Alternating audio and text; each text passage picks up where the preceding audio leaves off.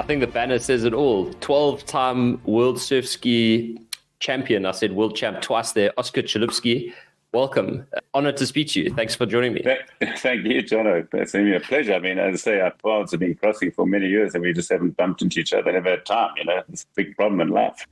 Absolutely. I want to get straight in it because just before I push record, you were telling me an epic story about how the banting movement started, which I had absolutely no idea about. So what happened was my friend Eric Borgness, who actually happened to diagnose my friend with pancreatic cancer after he went to Sloan Kettering and everything. This radiologist who was living in Michigan at the time said, no, you've got pancreatic cancer. And he's a bright guy and he's always studying and he's a good paddler.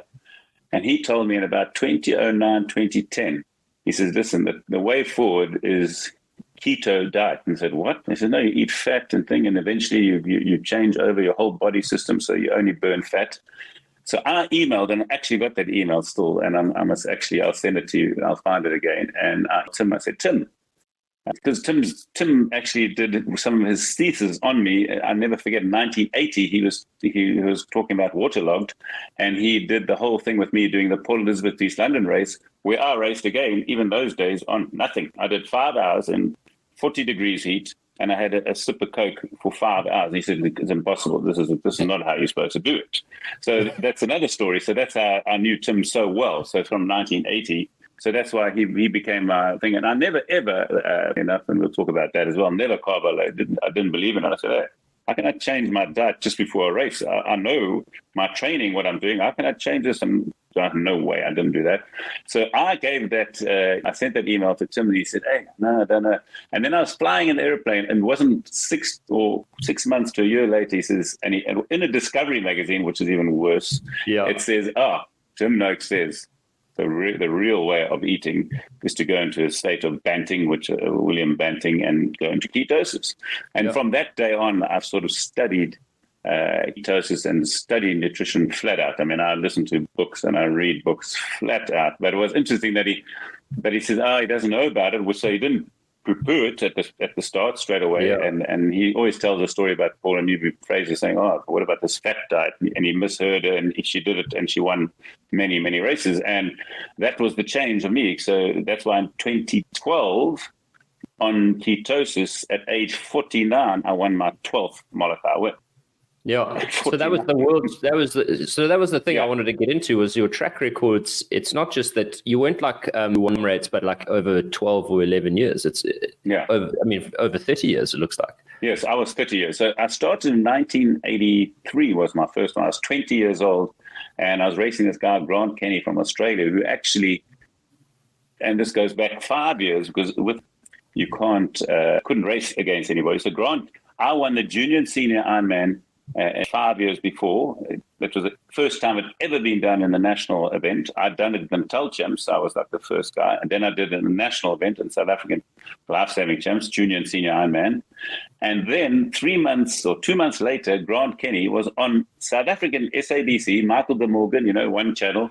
Out of Australia. Grant Kenny from Australia wins junior and senior Ironman. Meantime, I'd done it a month before.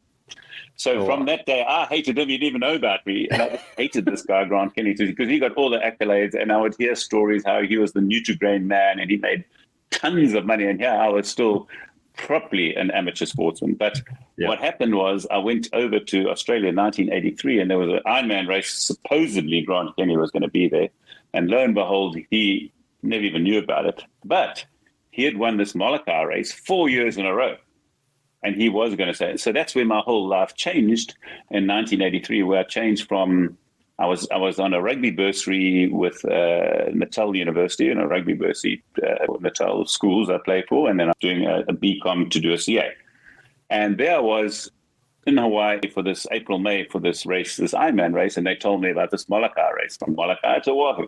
And they said they guarantee Grant Kenny will be there because he has won it 4 years in a row, and he's the bronze boy from Australia. I said, I'm going to stay. So I packed in everything, shipped my boat up, and let me take this guy, Grant Kenny, who I've been trying to race for 5 years, and because of apartheid, no chance. So our first race, and he probably didn't even know who I was the Molokai in 1983 at my age 20, and I beat him by something like 13 minutes, and he beat his own before. But he also said, "No, I'm not. I wasn't actually fit for this race." Oh, really? Yeah. So did you? Yeah. But, so by default, so let me just get the psychology right here. You went over there to beat your like arch enemy and happened to have won the world champ at the same time. But the real victory was actually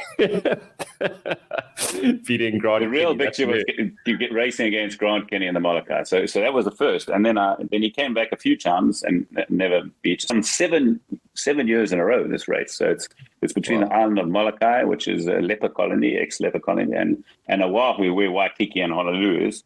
And the thing is, it's about a 50-kilometer, and normally downwind, so you've got to surf and be very knowledgeable. And the last 2 kilometers straight into the wind, because you turn around the corner at Portlock Point, come past China Wall, and you go into this wind. So the funny thing is that for 7 years, I won it comfortably every single year, 7 years in a row, like Bruce, So I won it 7 years in a row. So from 9, and then they banned me again. No, you've been training in South Africa, you got a German passport, sorry, you can't race. So that's what happened to me. So I won it 7 years in a row, and they banned me at sort of my peak. And no matter the guys flew over there and tried to do anything, they said, can't have this, you can't race.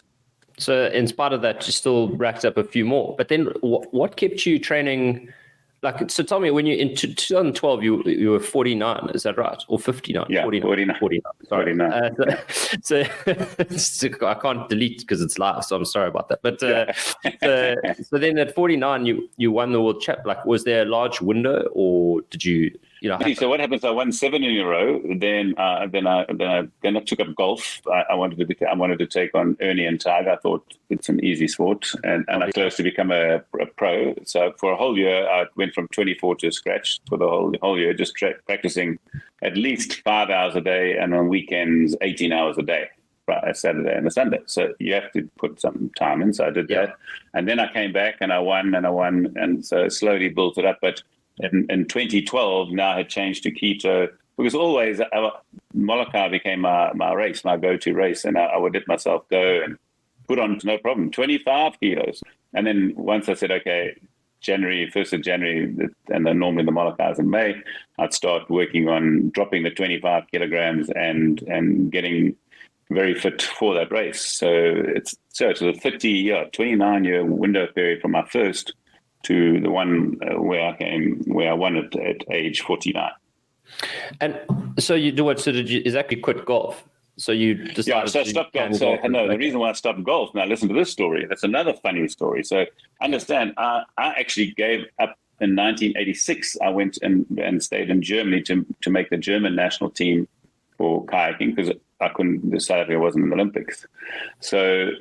And then I didn't really enjoy it. It was really tough. I was by myself, staying in the clubhouse in Munich, in the Munich Olympic stadium where they paddle. A great place, but it was really tough by yourself, like 1 mark a day.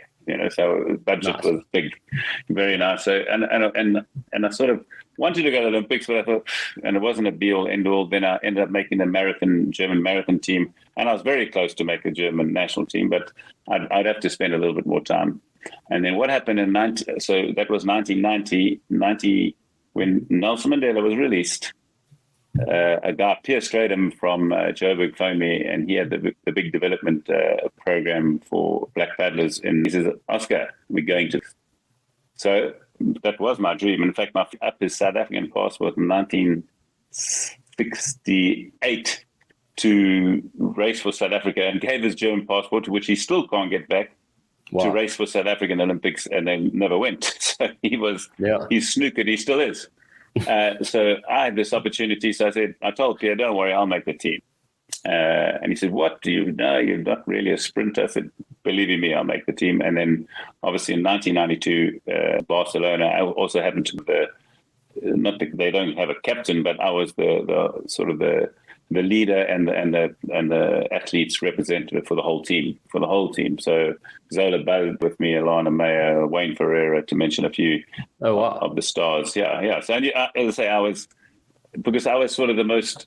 I'd won a lot of things by then already. Yeah, I was 92. I'd already won many Molokais and been around the world, racing all over the world, and with fairly good success. And so the Olympics was on my radar, and I went completely flat out for it and didn't achieve nearly what I would have liked. I mean, I don't make teams. I'm very different to most people. I don't make teams to say I've got a Springbok player. I make teams to go and win national events. And that's been my whole life, So, and I was very disappointed not getting any medals. And again, you have to see that we only were told like a year and a half before most people are doing it. As I say, Grant Kenny, that same guy that I raced in Hawaii, he got a bronze medal. He went to junior worlds. We were completely isolated and we couldn't race. So it was, as I say, one of those things you can't cry over spilled milk. There's nothing I could have done unless our whole family had moved to Germany. And again, I mean, I had really good results in Germany. I would have been close to the national team, and if I'd took it out, but it was tough. I mean, and again, West Germany was one of the best country paddling nations, and they still are in the world. So, but no, it looks like. So it is a 30-year stretch. I mean, I don't know anyone else. I can't think of any. I'm sure you have people who are 49 still winning. I know like Tony Hawk, maybe the skateboarder, and Kelly Slater. I think they're still like at it. Yeah. But I think that I don't know if surfing is as hardcore on the body because you kind of just get out there and shunt onto a wave, and then Tony Hawk's relying on gravity. It's a hard knock on the body over those years. What did you do? How do you think your body was still able to do that at 50? Yeah, so I think, and again, this is always, everybody's looking at the longevity and life and working out how to go longer and stronger. And the first thing I think is that I concentrate on technique much more than anybody else. I mean, I spend much more time on technique because I know my muscles and my strength is not like I was when I was 22 or 21, where I was completely bomb-proof. I didn't think I could lose against anybody. I don't care who they were. And then as you get older, you've got to either, and I'm one of those people that I'm always experimenting. That's why I took to keto. That's why I did the Robert Haas diet. I did the Atkins diet. I did everything because I wanted to see what your body did. And the one thing I said, in 92 had already started, I said, no way, I'm not going to go with it. I mean, look where my results. The guy, Clint Robinson from Australia, won the gold medal, and he was 18 years old. And funny enough, in 2012, he came second behind me. So he's like 10 or 12 years younger. He came second behind me by 14 seconds, and I beat him. So at 18, he kicked my butt. But again, 6 months later, I raced him in Hawaii in 92, and I beat him by comfortably. And I said, listen, the only way from now on, I'm going to train myself. I'm going to work out how to make myself faster without bulking up and going to gym all day and trying to be a superhuman. I want to do it with the brains and not the brawn. And that's what helped me. And again, I always had goals in my life, and I always kept a sort of semi-balance in life. If you know my friends, it's maybe unbalanced when it comes to having food and drink and partying, So that's one thing I'm good at. Well, I don't know, I've looked at all the different tennis players, and they all have these different regimes. And Roger Federer has been pretty cool he's open about saying like he's not like Djokovic, he's like plant-based and gluten-free and whatever. And the Federer said, I don't say no to anything, drink a little champagne. And although it sounds like you might have jawed a little harder than Roger. A lot harder, I promise you. I mean, I'm not proud to say I can easily before a race, the boys tempt me and I'll have a few too many so that I can even just about pass out, can't remember anything, and race the next day and clean the guys up. It's like ridiculous. That's how much proper drinking, not amateur. I do everything I do is at 100% maximum power. You have to win. I have to win at everything. And the worst thing is that my latest one is have to win at having the most cancers. I've only got 2 now, so maybe I'll get another one. I don't know. Well, let's talk about cancer, because I think you landed on my radar just before you were on Carte Blanche. You were fighting cancer, and I actually we connected online through that more than actually the rowing thing. Yeah. And what was that like from being so able-bodied and then getting diagnosis? Or how was that experience? I mean, the experience was very strange. I mean, there I was in pain, proper pain, and you can see as I know about pain, and I know I've got fairly high pain threshold racing. I'll push myself to the limit and just about die, So I know in the 2012, at 49, when I finished, I was hyperventilating. I'm sure if I'd fallen in the water, I would have gone straight to the bottom, and it's not clean enough to find me. I would have drowned, because that's how far I pushed my body. So I had this pain for a year and a half, and I thought, oh, shit, this pain is proper. This is no way. Then I raced in Australia, and I said no. And I had all the Australian guys that saying, no, they're giving me this old theory. No, you've got a pinched nerve, and when you sleep, that's why you can't sleep. I couldn't sit for 5 minutes, so I have to go in and stand up. Driving a car in a highway, sorry guys, I've got to stand up. And it's just 1 or 2 minutes. Whatever happened, relaxed, got in, could drive another 5 minutes. I could do no long trips, and I had to fly. And I did my last race, the Shawn Partners Doctor race, which was on the 24th of November. And I flew straight back, and I told my physiotherapist, listen, I need an MRI. But this time they had did an MRI too low on my spine. I said, no, it's higher up. Do an MRI. And in that MRI, and you all know you have to lie there very still, and you got this little, I thought, what is this little squeezing thing to stop? And I had to push that thing 3 or 4 times. And then they put a drip into you to make sure they get it all right. So that took me ages. It took me 3 or 4 attempts to get the MRI done.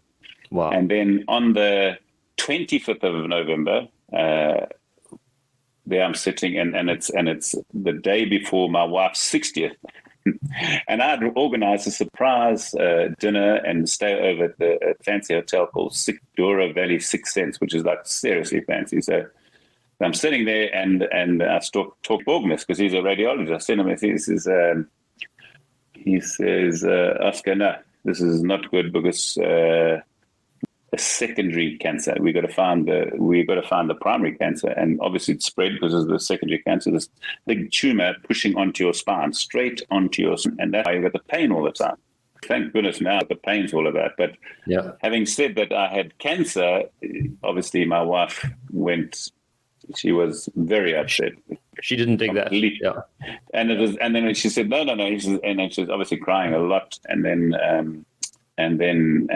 saying, no, we can't do the 60th. And I said, listen, look at me. Yes, I've got a bit of pain, but I'm everything. How can this be? It can't be right. And then Eric said, well, how long? Oh, no, you should have 4 to 6 months, So I said, gee, that's perfect. And I told her, I said, listen, I've done so much already in my, at the time, 56 years. I mean, I'm not worried. At least we got 4 to 6 times, all right? Left to live. Yeah, I left it. Funny thing is, I said, I'm going back to South Africa on the 12th or 14th of December. Is that all right? He said, no. He says, get to South Africa quicker and be around your family for this thing. So I went to that 60th birthday party.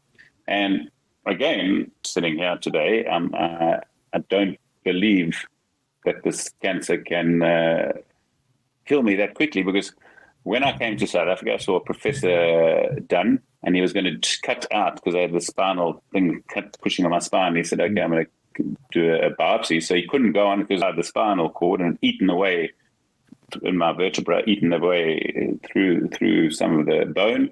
So that was very weak. And and funny enough, when I felt better when I was doing exercise and everything, he said, that's the worst thing. You could have been paralyzed. So I was lucky there as well. And then just before he was going to I was going into the operating theatre. A guy called Greg Simons works at Critis Care, private hospital there. He said, no, I think I've got it. I think you've got bone marrow cancer. I said, oh, gee, that's a relief. So when do I start padding? Next week. How does it work? He said, no, takes a long time. And then you start up about it. So most people, bone marrow, multiple myeloma, you last about 5 years, they say. So, but again, there's a lot of new medicines out there, and the first thing you do is you go for 6 months of chemo, and again, the people couldn't believe it about the chemo. I mean, I would have my chemo, and then I'd fast before it, and then I'd finish my chemo, and then have at least 2 bottles of wine and some very healthy ketos. And other people in the hospital. I mean, the one guy and the one wife phoned me, my friend.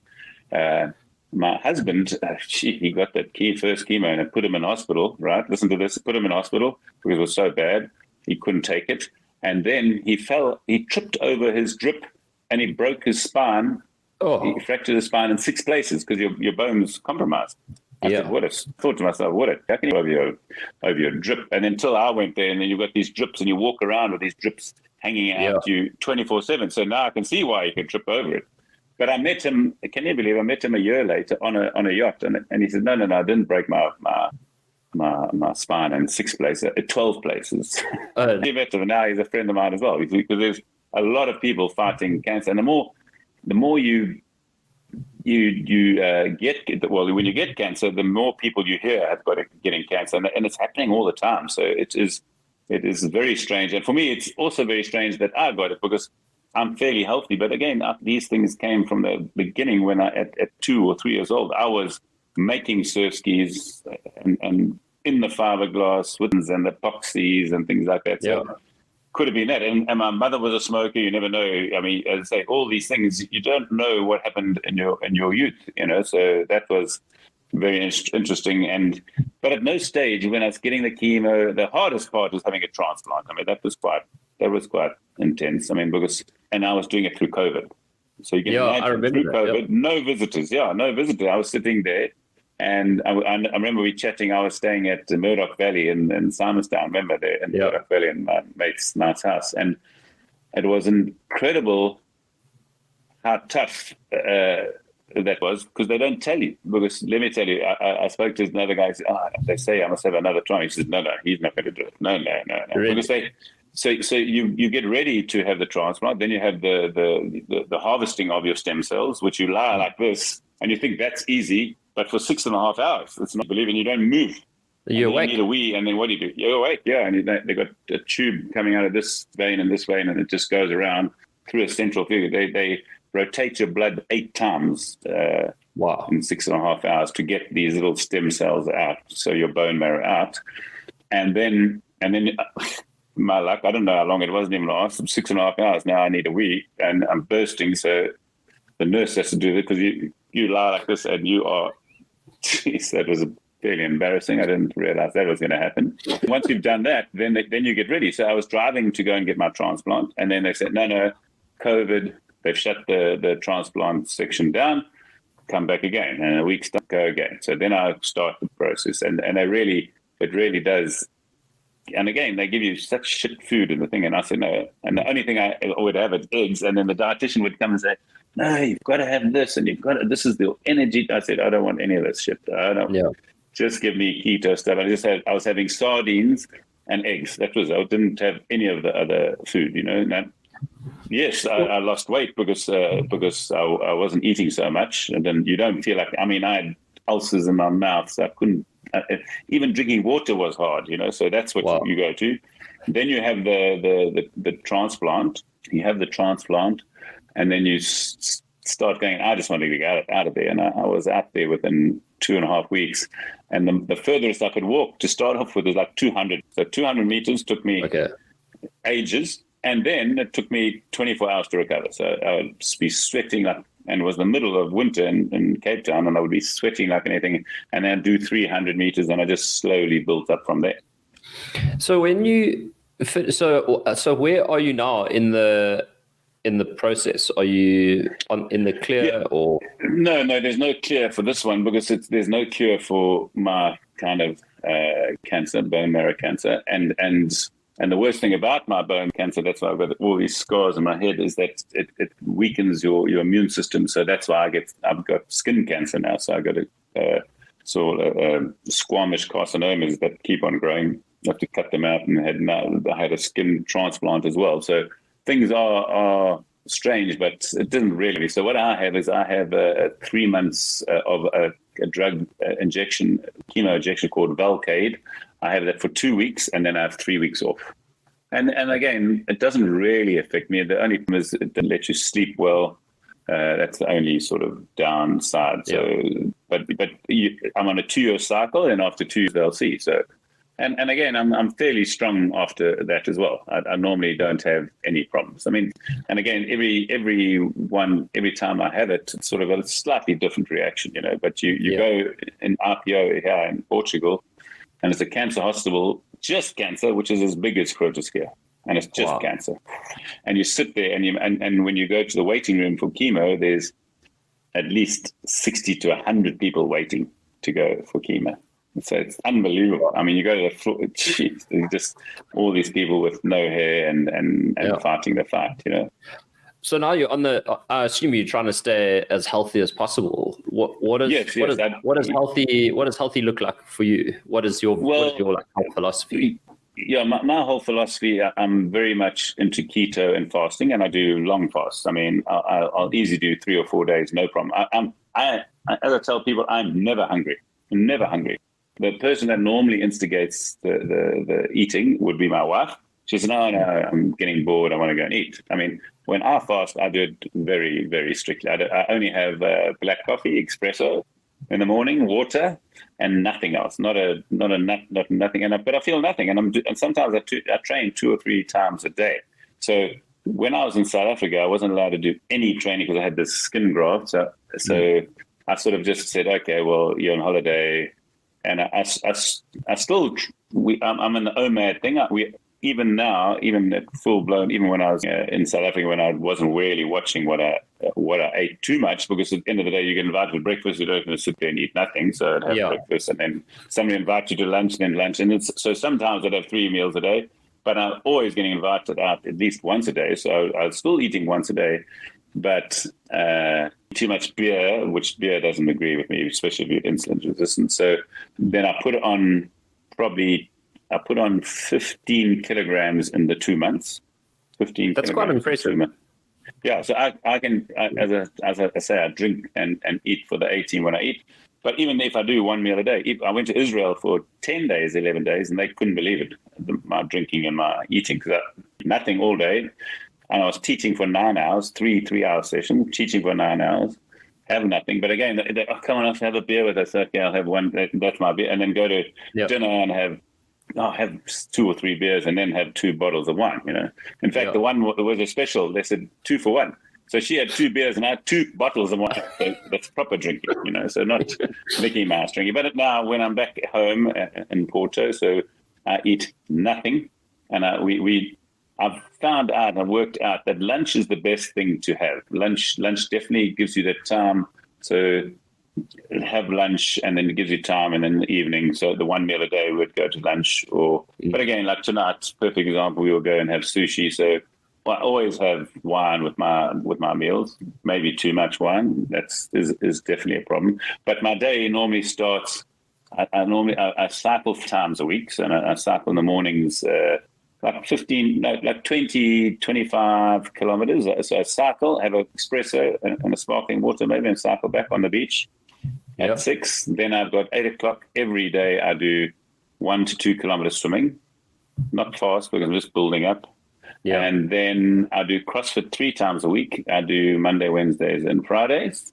And then every evening I paddle. So, and the paddles can be between 10 and 40 kilometers, depends on the wind. If the wind's hard, I like to do 20 to 40 kilometers, but I haven't built up to 40 yet, but now I do 20, 22.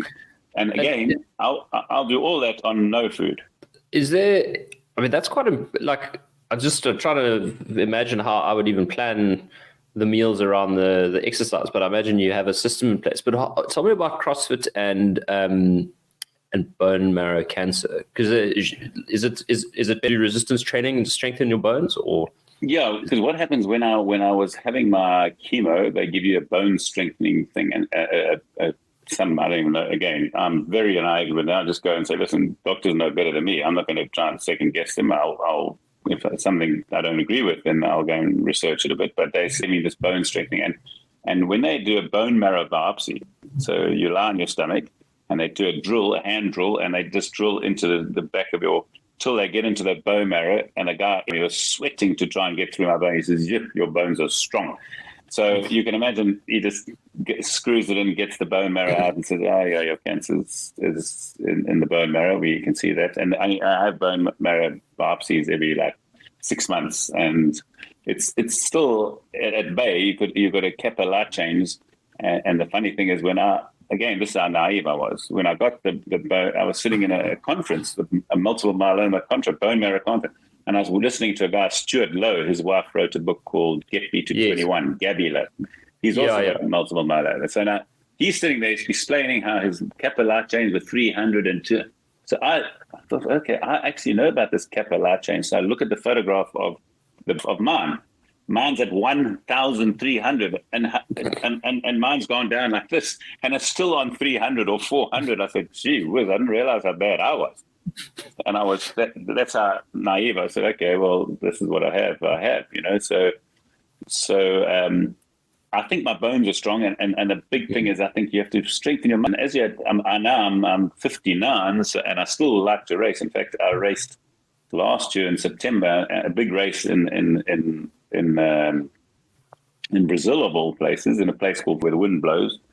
And there were about 350 entrants, and it was over 4 days. And the distance, the first day is 18 and 32, 32 and 50 kilometers all in a row. And I managed to win, beat the next guy and I was 58 at the time. He was 28. And with cancer. Yeah. And I just had chemo 2 weeks before, but I was fit. Nice. You see, I definitely know the fitter you are to handle the chemo, the better you are. This time was the worst that it affected me. I mean, it didn't affect me much, but I wasn't strong. My stomach wasn't as good as because they always come when they're doing my chemo, give me this anti-nausea pill and a whole bunch of anti-nausea. I said, listen, throw those away. I'll never take them. I never took them in chemo when I had the 2.5 hours of drips in me. I didn't take it. I'm never going to take it. And I still don't take it because I always fast before my cancer and my chemo, and I still do it. But now I can see that I was a bit unfit because I did no exercise for 2 months, which isn't very, because I just wasn't allowed to, because I had this patch they took from my stomach to put on my head. And they said, no, you can do nothing. So I did nothing. I followed their advice. So maybe next time I'll go to the South African doctor, old Dr. Willem Erasmus. He's the local plastic surgeon. He's a paddler. He said, no, Oscar, we'll get you paddling within a week. I said, okay, I'm coming to you now. I'm sure it's going to reoccur again. Because, as I say, I've studied so much about the cancers and so much about the keto method, and most cancers are metabolic. And the worst thing about multiple myeloma is not metabolic. It's one of the only ones. So I can't do anything really, but I can just my body strong to fight everything else, you know? Well, exactly. I mean, it's not punching way above my weight. In fact, even on the metabolic side, I'm nowhere with that. But it does sound like it must be quite frustrating, though. I mean, I'm keen to hear about the attitude that like winning. I call it like the winning gene, where someone it's definitely a mental thing. So where you just wake up in the morning and you have to win. And I'm curious, like, where do you think that comes from? And what do you think keeps it alive for so long? Yes, I mean, where it came from, obviously my father gave me it when I was like 13 years old, which is 12, 13 years old, to say, hey, if you win the Nipper Ironman, I'll buy you a racing bike. And from that day onwards, I was like possessed for winning anything. I'm talking, like people said, oh, you can't play rugby, I go and play rugby. You can't play tiddlywinks, you go and play tiddlywinks. You can't play tennis, I'd go and play tennis. And again, the one thing is that I did, and I think a lot of people make a mistake, is that you can be as talented as you want, but if you haven't got a coach and you don't follow strict regimes of how to be the best in the world, you're never going to achieve it. I mean, you can be you think you can be the most talented golfer in the world, but if you don't have lessons, you're not going to be any good. And you see, and my whole adage is that practice makes permanent, doesn't make perfect, because if you're practicing shit, you're going to get shit, you know? So that's the whole thing. So, and it's funny that I've sort of molded my life around winning races. So I picked them. So number one, I've got the goal, write them down and work it out, because I've never been a real professional sportsman ever. Because can you imagine if I was like you wake up and you play golf and do that, you just play golf and play golf. I've always had to work. I mean, I asked many companies and I had to, because there's no way the lifestyle that I want, which is, champagne taste with beer money, you can get from professional paddling, you know. So I was always working, and I always had, and I was always on the, and everything. That's a funny thing. I was in insurance, and I was one of the top insurance people. Then I was in PPS, Professional Problem Society, and I was the top salesman in that, you know, and there was no commission at that time. So I always worked out ways how to be the best at everything I was. And it wasn't just my own belief. It was that I knew that help to do anything properly, whether it was technique, and then I'd listen to tapes and I'd read, and that's why there's no excuse nowadays, because if you listen, I'm always, my wife gets mad, I'm always listening to tapes that are either biographies or motivation, and I'm always listening to them. Not that I need any motivation, but I just see, okay, let's see if there's anything that I can learn from this guy, So who's some of the guys you've really benefited from? Well, it's funny, in my sales department, in the sales, I followed a called Tom Hopkins, who wrote these things, and he must be 80 in the shade. And this is, as I say, and again, but everything still works for today. Tom Hopkins, it was in the tapes, there were like 30 tapes, and I've listened to them 100 times. My kids have had to listen to it, and it's called How to Master the Art of Selling Anything. Because he says that, and one of his quotes is this: "You're never born a salesman. You're never born a surgeon. You make your choices and make your plans, and you become whatever you wanted, So I'm a CA, and the reason I wanted to be a CA, and I look at this, just that at that young age, I'd really say, because I'd looked at every Sunday in Times, they had the at the business section was the jobs. They were like that big, and the biggest salaries were BCom CA. Oh, gee, I'm doing that. So from a young age, BCom CA, I didn't care about anything. So off I went, and in the army, I was already doing credits, and then I went to do a BCom CA. And along came the Molokai, so it changed my whole life, So then I focused on paddling, and then I went into insurance, and then became top in insurance. I started companies like when I started Epic Kites, it was the biggest surf ski manufacturer in the world, and now Nello is also the biggest kite manufacturer in the world. So everything I seem to do, but again, I think people have to remember is with the internet, there's so many people that can help you out of these. People get depressed and feel bad. I mean, there's so many people out there to listen to at the moment. Can't remember his name. In fact, I'm listening to the art of arguing by Hendricks or something like that. Interesting, how you arguing teaches you how to overcome. I think is it Harville? Yeah, Hendricks? I think he's a leadership guru. Yeah, I think. Yeah, so something like that. And then, Humankind, whatever, Make It Happen, Andre Leonard. And I've got small books, Tribe of Mentors, Timothy Ferriss. I've got The Boredom Slayer by Richard Mulholland. I don't know if you know, he's a famous, he teaches people how to talk.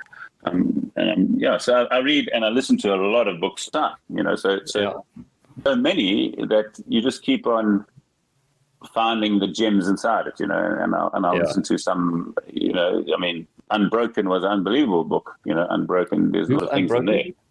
That's the guy by Louis Zamperini and the Second World War. Yes, okay, so there's a docu on Netflix, or possibly even a movie about him. It's a proper movie, and then the other one was, like, Seabiscuit was another one.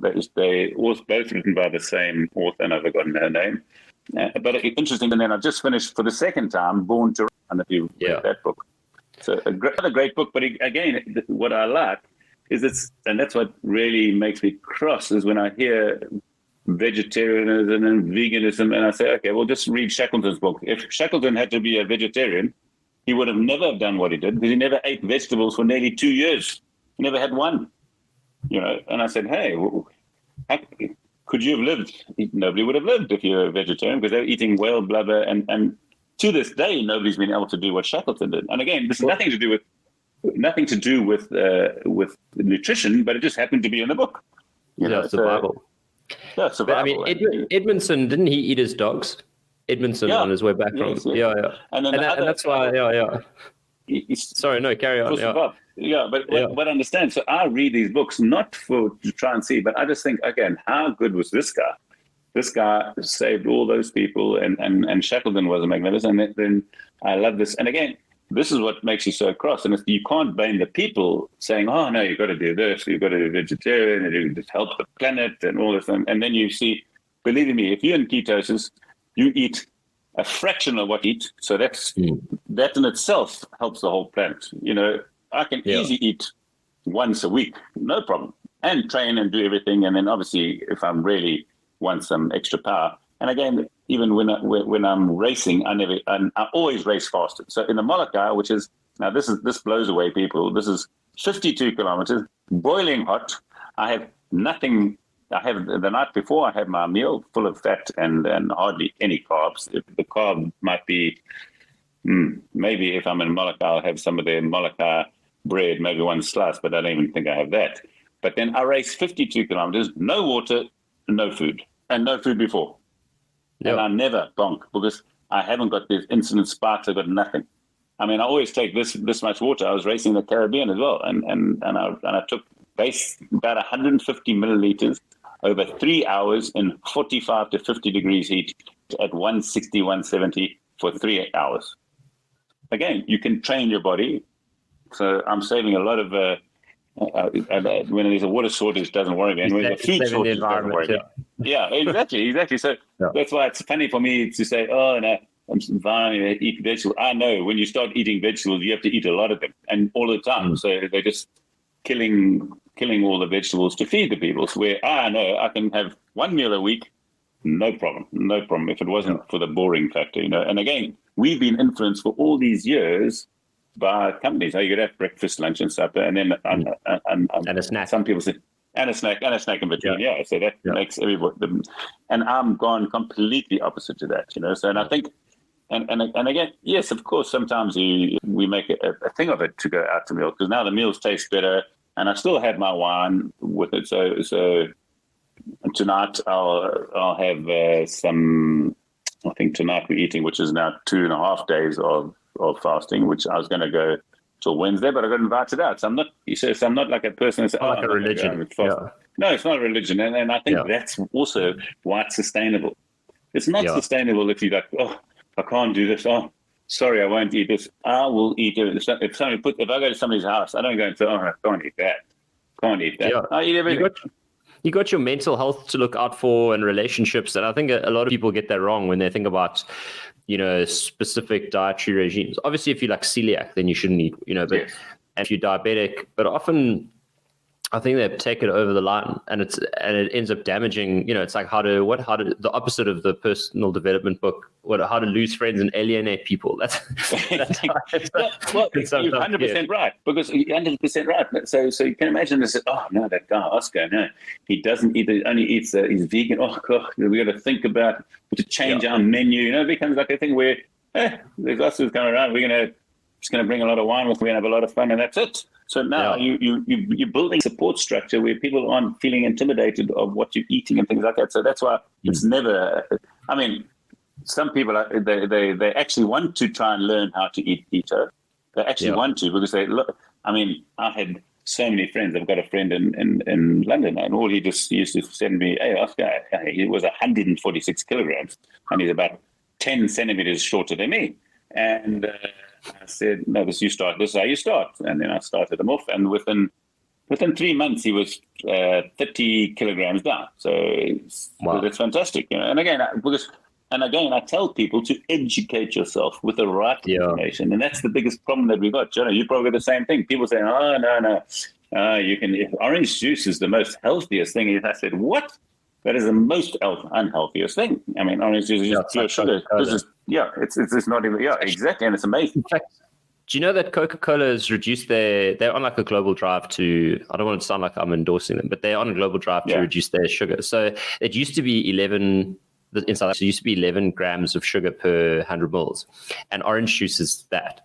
And now it's 8 grams of sugar per 100 mils. So now orange juice is actually worse than Coca-Cola. Yeah. So if you give your child orange juice as the healthy option, you're better off giving them a Coke, unless the caffeine, obviously, because there's caffeine, but terrifying. So I got a last question, really, and then I'll let you go. But you talk a lot about your health and your fitness. Is there anything that you do to manage mental health?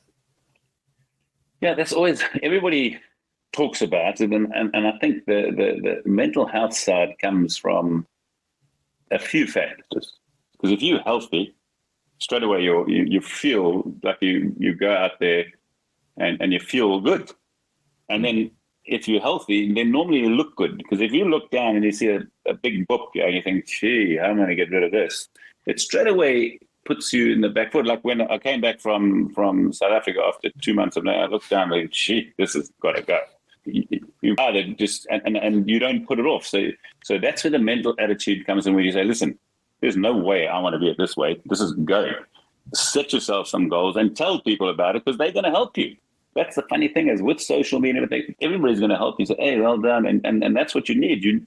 Everybody needs a cheerleader or somebody on, because it helps you. Believe in me, I can tell you right now, when you're in the depths of running and somebody says, just go, it's like, that lifts you up. So you want that support structure and don't close it up, which I don't. So that's why it was a big shock. Like my first, when those spinal photographs of the tumor on my spine was showing, he said, how can you show that? That looks terrible.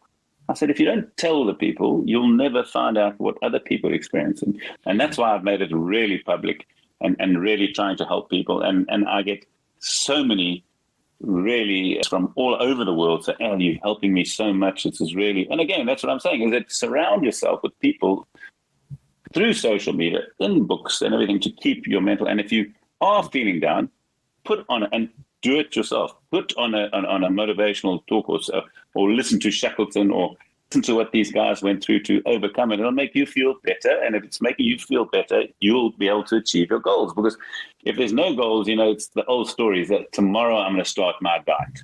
And tomorrow, and the 1st of January, I'm going to start. Meantime, it's the 25th of next year you're going to start. And that's the whole thing, is that you've got to see it and have a support base. I mean, like, I'm an individual sport, but believe me, it's teamwork. Your wife, your family, and all your supporters. And I think, and that's why you're doing a good job for all the people out there to say, hey, you've got to get in the straight and narrow, because you don't understand how much better you feel if you're healthy. And healthy comes eating right, exercising, sleeping right, and having and again, the biggest thing is having a good family time and good family and friends, because the friends also support you, because they know, Oscar's into keto and we all want to do keto, but we don't really. And he says, well, this is a good excuse for my wife to learn how to do keto. And you go to places, can you believe it's full keto, and they loving it as just as much as me, because once you've had a few wines, one or two too many,